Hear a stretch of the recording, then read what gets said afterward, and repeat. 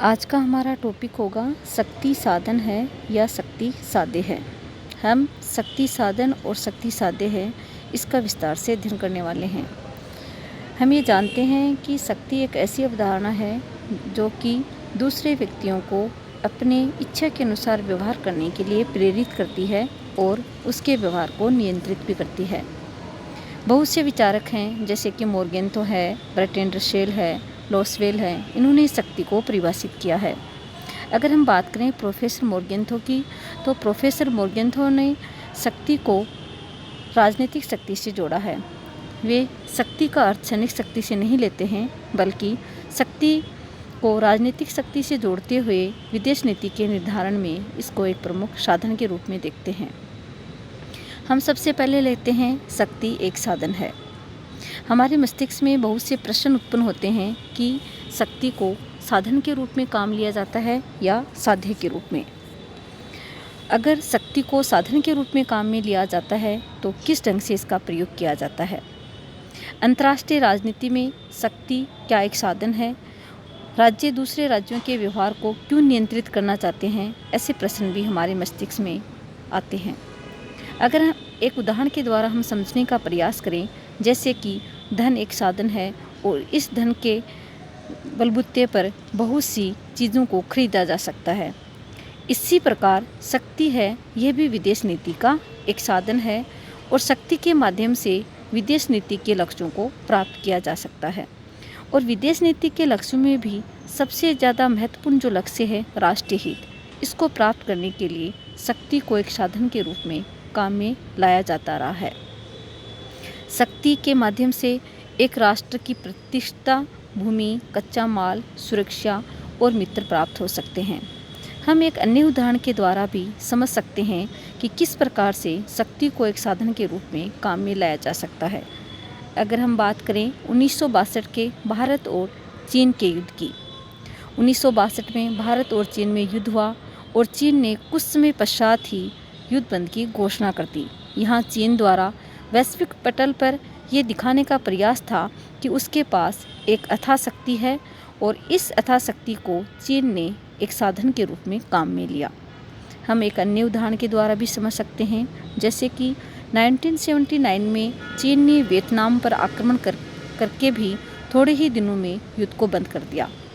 और इससे भी यही प्रतीत होता है कि चीन का जो मुख्य उद्देश्य था वह था अपनी शक्ति का प्रदर्शन करना। इससे जहाँ उसे प्रतिष्ठा प्राप्त होने की अभिलाषा थी, वहीं थोड़ी बहुत प्रादेशिक लाभ भी उसको मिला। दोनों ही मामलों में अगर हम ये देखें तो चीन का जो उद्देश्य था वह ये था कि अपनी शक्ति का प्रदर्शन करना, और चीन ने अपनी शक्ति के प्रदर्शन के द्वारा विदेश नीति के एक साधन के रूप में शक्ति को काम में लिया। तो यहाँ हम ये देखते हैं कि शक्ति है वह एक साधन के रूप में प्रयोग में ली जा रही है।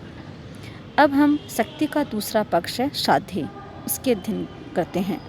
अंतर्राष्ट्रीय राजनीति में कभी कभी व्यक्ति और राष्ट्र शक्ति को साध्य मानने की भूल कर बैठते हैं।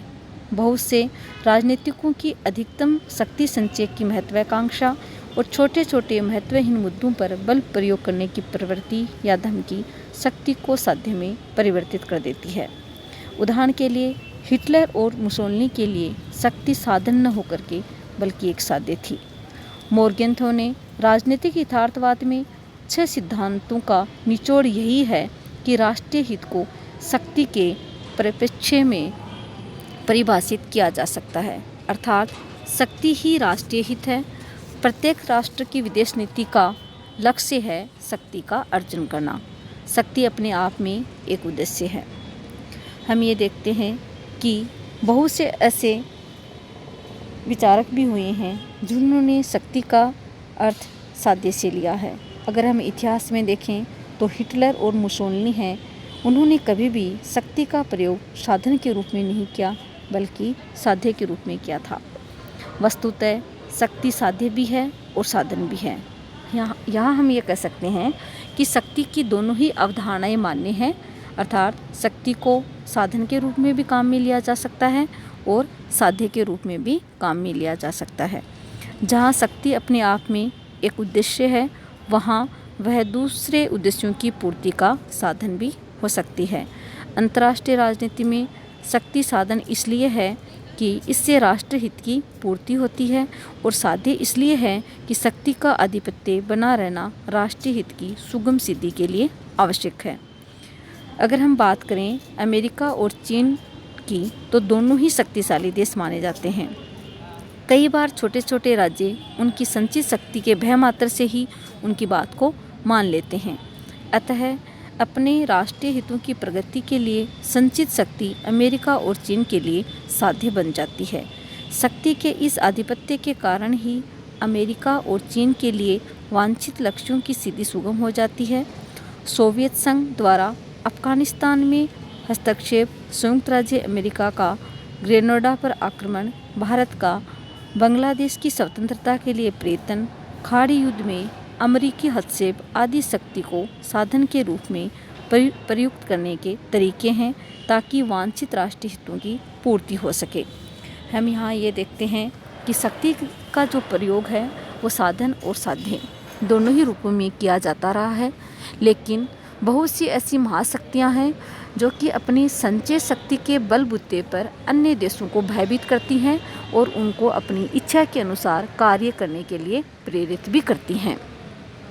जैसे कि हम मान लें कि चाइना है वो अपने आस पड़ोस के जो देश हैं उन पर अपनी शक्ति का आधिपत्य दिखा करके और उन देशों को अपनी इच्छा के अनुसार कार्य करने के लिए प्रेरित कर लेता है। यह उसकी संचय शक्ति का एक उदाहरण है। लेकिन मुख्य रूप से शक्ति का जो प्रयोग है वो साधन के रूप में किया जाता है, और यह प्रयोग विदेश नीति के निर्धारण के लिए मुख्य रूप से किया जाता है। जब भी विदेश नीति का निर्धारण किया जाता है तो शक्ति का प्रयोग साधन के लिए सिर्फ राष्ट्रीय हितों की पूर्ति के लिए किया जाता है, क्योंकि प्रत्येक जो देश है वो अपने राष्ट्रीय हितों को सर्वोपरि मानता है।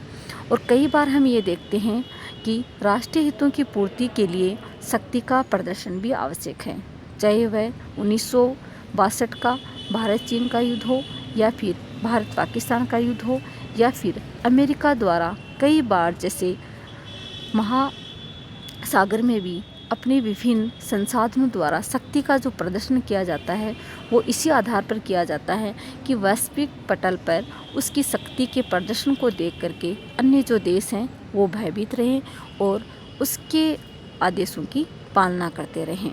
तो वर्तमान में शक्ति है उसको साधन के रूप में काम में लिया जा रहा है, लेकिन इसके पश्चात भी जैसा कि हमने पिछले वीडियो में अध्ययन किया था कि शक्ति पर भी बहुत सारी सीमाएं हैं।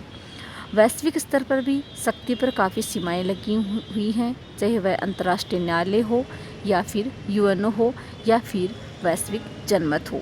ये कई ऐसे साधन हैं जो कि शक्ति पर नियंत्रण रखते हैं, और इसी को ध्यान में रखते हुए महाशक्तियाँ भी हैं वो अपनी मनमर्जी कई बार नहीं कर पाती हैं, क्योंकि उन पर अंतर्राष्ट्रीय दबाव बना रहता है, और इसी दबाव के कारण वे शक्ति को सिर्फ एक मनोवैज्ञानिक क्षमता के रूप में प्रयोग में लेती हैं, अर्थात दिखावा करती हैं, और उस दिखावे के दौरान ही वे अन्य देशों पर नियंत्रण रखने का प्रयास करती हैं। धन्यवाद।